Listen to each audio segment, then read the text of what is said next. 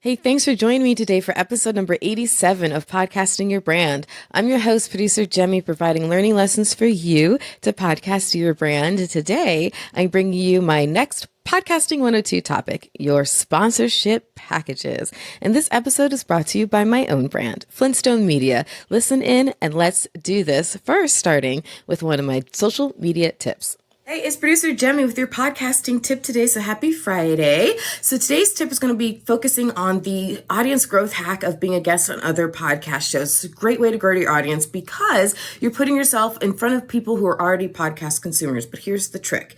In order for this hack to grow your audience, you have to focus on their audience. That's right. You have to focus on the value that you can bring for their audience. That means don't just come up with some generic pitch. Okay. You can't do that. Listen to a couple episodes of their show, engage with them on social media, figure out what is the mission and goal and purpose of their show. What value are they trying to bring to their listeners? And then angle your pitch and your background and your experience toward that value goal. And that's how you're going to land yourself to be a guest on their show. Come back every day. We're going to actually be focusing to next week on tips about monetization. So come back every day, podcastingyourbrand.com. I'm producer Jaime.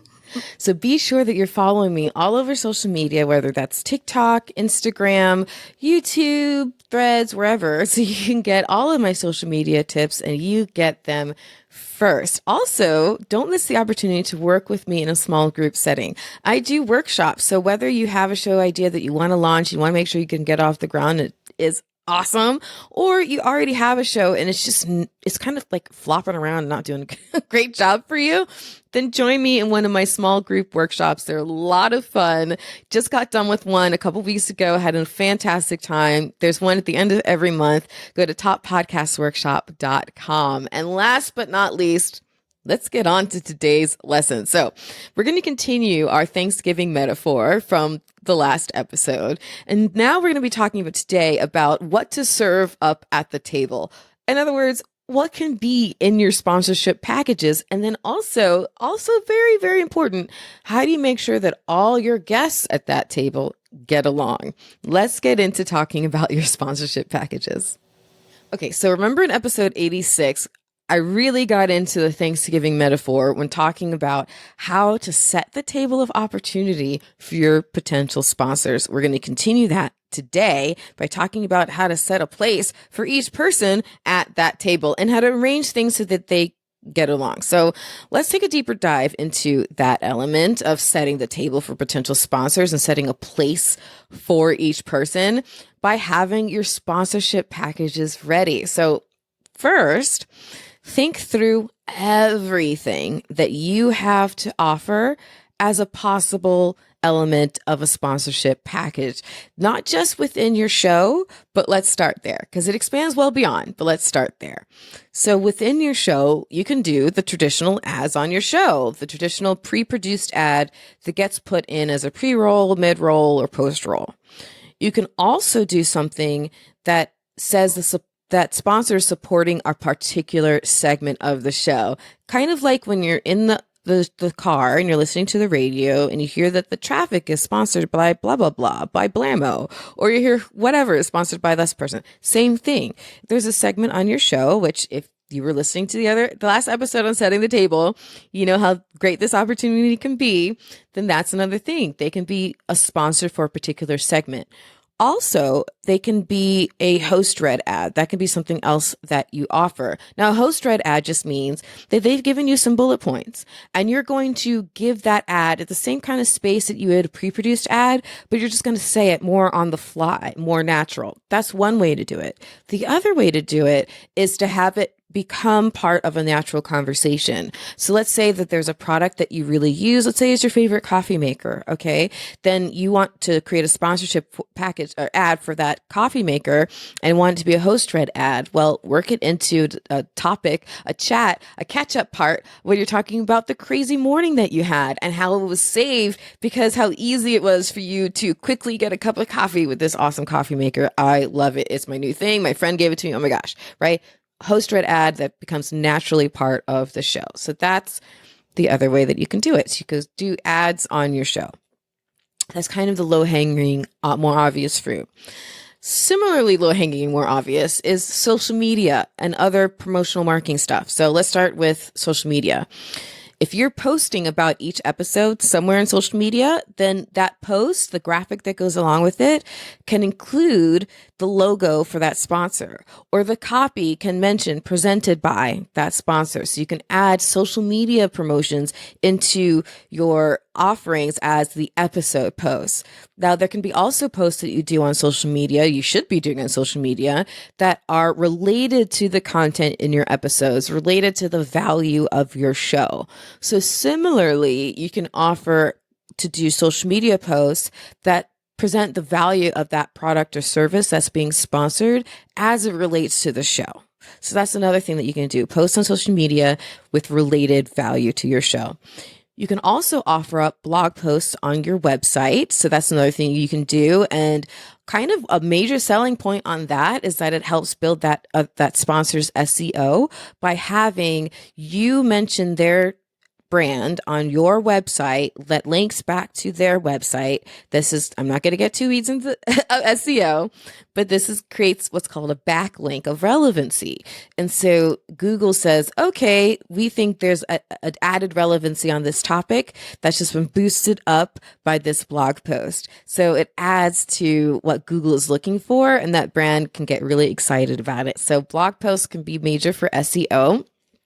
And also major for SEO if you write for other publications. I actually am in the midst, I'm just wrapping up putting together a media kit for our client. And one of the things we're highlighting at their highest level packages, which we'll get through the breakdown of the packages in a minute, but the highest level package, one of the things we offered there, because she writes for other publications, is that we can write an industry related blog post, or not blog post, article for those other publications about that sponsor. So if you have a relationship like that with a publication, make sure that you can capitalize on that relationship.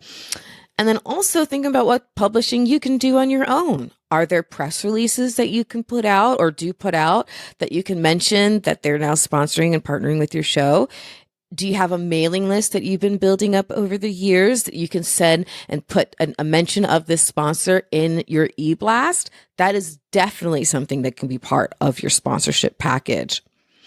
And last but not least, the stuff that's in the show, stuff that's part of your own promotion, but also, now this brings it up another level, experiences that sponsor can participate in with you. So that can be going live in a social audio space like Clubhouse. So let's say you do regular rooms on Clubhouse. There's a sponsor whose service really works well to add value to your room. Well, that can be part of the sponsorship package, that you're bringing them into your room, you're moderating them, you're putting them on stage, you're lifting them up as a main speaker, maybe even interviewing them and doing a Q&A so they're able to gain more clients straight from that room on Clubhouse with you. Or go live in a video setting like LinkedIn, Facebook, YouTube, same kind of thing. But going live with you is an experience that you should be adding into your packages.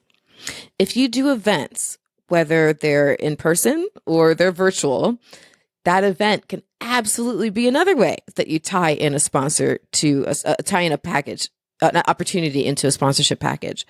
So for example, they can be on as a featured speaker.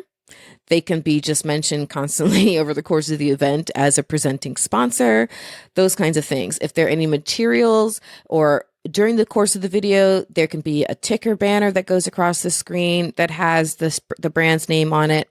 Whatever you want to do, there's ways to incorporate them into your events and have that be part of a sponsorship package offering. And also, they can be on your show. You already have a platform. So one of the great things you can offer a potential sponsor is for them to be on a show. Now, this can be done in a couple of different ways. They can be a featured guest on your show. That's probably the most obvious one. But also, they can be a repeated content contributor. This is one of my favorite ways to get sponsors involved because it puts them in front of my audience over and over and over again, and it allows them to demonstrate their value and their expertise as it relates to whatever they are wanting to be part of the call to action for your audience to take. So let's say they are an expert in a certain field world of biology, okay, and you have a show that's on health and science, and let's say they're on microbiology, and you have a show on health and science. So maybe you want to do a segment on how people can be careful about the microbes in their home, right? And so you do a 5-minute segment on your show about microbes in the home, and you invite that microbiologist who has their own services. I'm making this up on the fly. Deal with it. Their own services to come in and give those tips. So it's not you giving those tips, it's them giving those tips, and then have a link in the show notes that your listeners, whenever they're looking for whatever service that microbiologist might be offering, it's a no-brainer. They're not going to go searching for somebody else. They already know who and to go and where to find them. So that can be a major opportunity for a potential sponsor to be a repeated content contributor, and it adds value to your show, adds content to your show that's beyond your box of expertise. So it's really, really amazing. So that's the first thing you want to do. You want to think of what you can even put in your package. But then second, you want to think of what you really want to highlight. So you're putting your media kit together, you're putting your packages together, but what do you really want to highlight in like big, bold letters or graphic cutout things, that really say, hey, this is what we're doing and it's awesome. Well, one of those things are your unique offerings. Think about things that only really you can offer. For example, those opportunities to go live with you. Now, certainly other people go live, but you're the only one who can offer people the opportunity to go live with you in front of your audience. So that's a unique offering. And then of course, then the blog posts, the press releases, the ability to write an article for another publication. If you have that, that's a unique offering that should absolutely be highlighted. So unique things, experience things, any of that stuff, absolutely highlight it as a unique offering. You also want to highlight whatever, if you have an opportunity for them to add a banner ad to your website. So because it's beyond just a regular click through, it's actual graphic representation of their link. And so whether that's on your homepage, or if your website is about your business and your podcast has a landing page on there, so the landing page on your podcast, wherever you think it's going to make sense, but a banner ad on your website can really help elevate the offering for your sponsorship package, because it gives them that real estate. And how you sell it is by talking about your website as a place that people go repeatedly for this kind of content, this kind of services. Remember, the power of podcasting, especially in the consumer space, is that podcast listeners, your listeners, are raising their hands and saying, we want this information, so we're coming to you for it. So you tell that to the potential sponsor and say, they're looking for cleaning information, keeping their home healthy, their family healthy. They're coming here for that information. So not only should you be a content contributor, but also have a banner ad with an offering on our website so people can find your offering and your services and make it exclusive. We'll get to that in a minute. Also, you want to highlight what numbers are really, really working for you. So is it your downloads? Are they through the roof? Is it your ranking on Listen Notes, for example? Is that a good number? Nice tiny number? Downloads, big number, good. Ranking, small number, good. Remember that, okay? Your social media reach, or how often people tend to share your stuff. The size of your mailing list. If you have 200,000 people in your mailing list, 1 million people in your mailing list, like, if that's a big number, highlight that. So think about what numbers for you are the most impressive and highlight those through your sponsorship packages and your media kit. Now, as a bonus, I'll put a link in the show notes for my full example of my disciples lesson. But you want to keep this in mind for package elements. What is my disciples lesson? My disciples lesson, in short, is simple. That you want to create disciples for your show. You want other people talking about your show. So as you're putting together sponsorship packages, have that thought constantly in the back of your head. Will this, or how can I build this and orient this so that it creates an opportunity for somebody else to talk about my show? So that's when they are a content contributor, as an example. The opportunity then is you create a clip, you clip out their content contribution and say, hey, put this on your website, put this on your YouTube. And of course, it all tracks back to you putting that clip on their YouTube about them being on your show is them acting as your disciple. So think through all the different ways that you can create disciple type opportunities through these sponsorship package elements. And again, I'll put the full description of my disciple lesson in a link in the show notes. So look for that. Okay. So we've talked so far about thinking about everything that you have to offer that you can put in the package, and then what to highlight as the most amazing things that are part of your package offerings, right? So now you're going to put all of these things in 2 to 3 package levels. Your top level is going to be those that are the package elements that are the most unique, the most exclusive to you, the package elements that require more of a heavy lift, an above and beyond effort from you, and maybe even create a one-off effort that isn't like scalable. So that has to be at the top level because you need those dollars to reflect the exclusivity of those kind of opportunities and the extra effort that you're going to have to make because they're not necessarily scalable. They're one-off things, like writing a blog post about them, an industry blog post for a publication. Those things should be top level. Okay. Now, your mid-level can be including stuff like your social media promotions. And then, of course, social media promotions can also be part of the top level. And your lowest level should be the things that only appear within the context of consuming the episode itself, either as a pre-produced ad, you're sponsoring a particular segment, the link in the show notes, those basic things that are specific to only the reach of the episode itself should be at the lowest level. Okay. And the reason you want to create more than one level is because you're going to have potential sponsors with varying price points, and you don't want them walking away because they think that there isn't an option for them. And that leads us to price points. But before I do, I just want to say real quick that you also, when you're putting your package together, keep in mind about having a level that's customizable.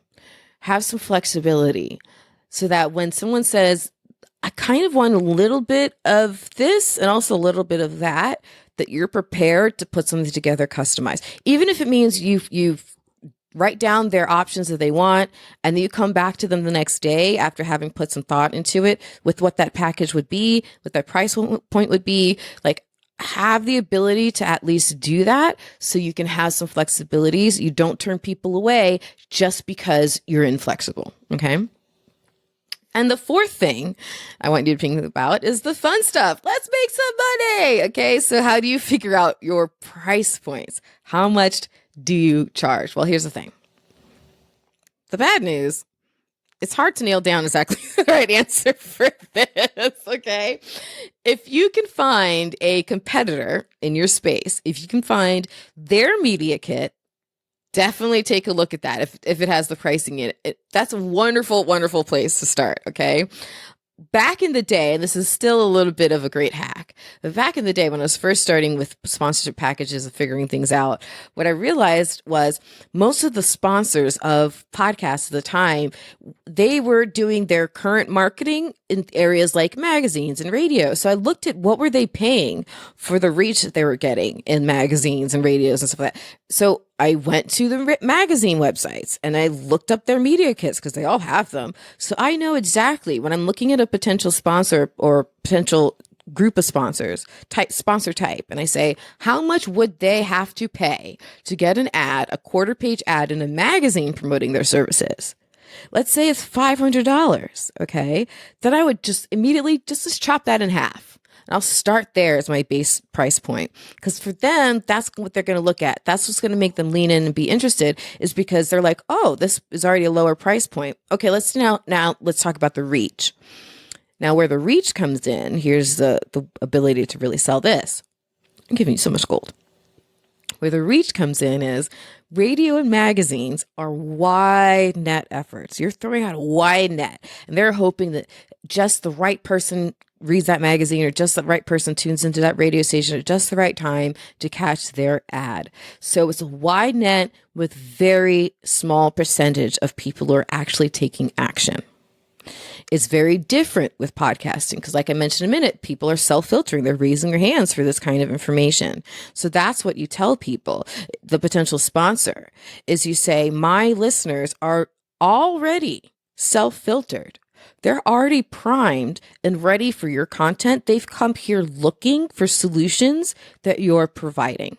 So even if the numbers aren't huge, the percentage, the piece of the pie that they're going to actually get results from is way bigger because it's a much better fit. It's a smaller, more targeted knife. It's not a big net. It's like a very sculpted cut. That is your podcast. So even if the numbers aren't big, it doesn't matter. It's the fact that your audience is a perfect fit for their audience. Okay. I can go on and on and on, but that's the comparison between looking at other sources of possible advertising that they could be spending their dollars on versus yours, and how to talk to them in the language that they already know and having that translate into podcasting spaces. Okay. But okay, so find a competitor's media kit with pricing. Now, come up with a starting point. And if you're selling out spots quickly, then wonderful. Now you know the next round, you just got to raise your prices. If you find it a real challenge, and it's not a matter of your messaging being a failure or not coming in as strong as it should be. It's not a matter of you targeting the wrong potential sponsors. Like, let's say you're doing all the right things, but you're still finding it a real challenge to sell those spots. It's because there are too many other opportunities that look at that they think are more valuable. So you may then have to reduce your pricing. That's probably what it means. Okay. So it's a bit of testing, right? But hopefully after a little while, you'll be able to just keep going up and up and up because you'll be selling out spots. Your audience will be growing. Your ability to sell those messages will be improving. So your sales points will also be going up and up. That is the hope, right? All right. Now the fifth, and honestly, the most important thing to not only the success of that whole Thanksgiving dinner thing that I was talking about, but also to the success of creating a long-lasting relationship with your sponsor. Don't piss them off. What I mean by that is not only like delivering what you say you're going to deliver, but also arrange things so that those who don't get along with each other don't sit next to each other at the table and aren't on the same episode. So what I do is have a no conflict policy. What I say is that no one in that sponsor's direct vertical will end up on the same episode. So somebody who sells, I don't know, jewelry isn't going to be on the same episode as somebody else who sells jewelry, right? So no one in their direct vertical, that's what that means, will be on the same episode. So Thanksgiving dinner, you could tell Aunt Susie, guess what? Your brother Patrick will be all the way at the other end of the table because I know you guys don't like each other, right? Same thing. You tell your potential sponsor who knows that they had a competitor be a sponsor before. You say, don't worry, that relationship has come to a close. We ended amicably. The campaign was great. So we now have a spot open for this exact kind of competitor, just like you. So that's how you get them in. All right.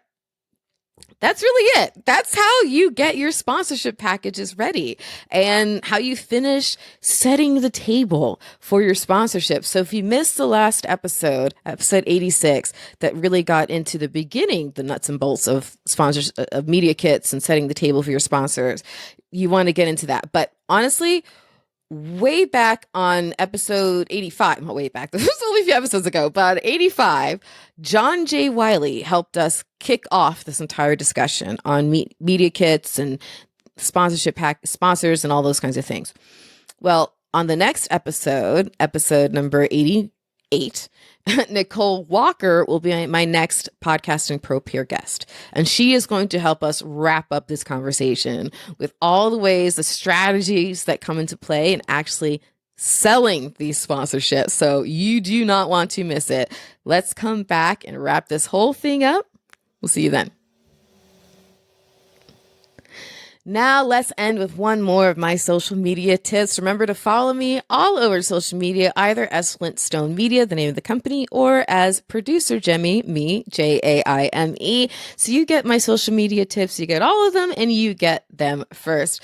And also, if you want to work with me, remember that I have small group workshops and also full-fledged podcasting production services. So if you have a show idea, come talk to me, flintstonemedia.com. All right, it's Producer Jaime signing off for now. Remember, the only thing more powerful than your voice is your spirit to use it. So let's turn that mic on. And now let's hear my other social media tip.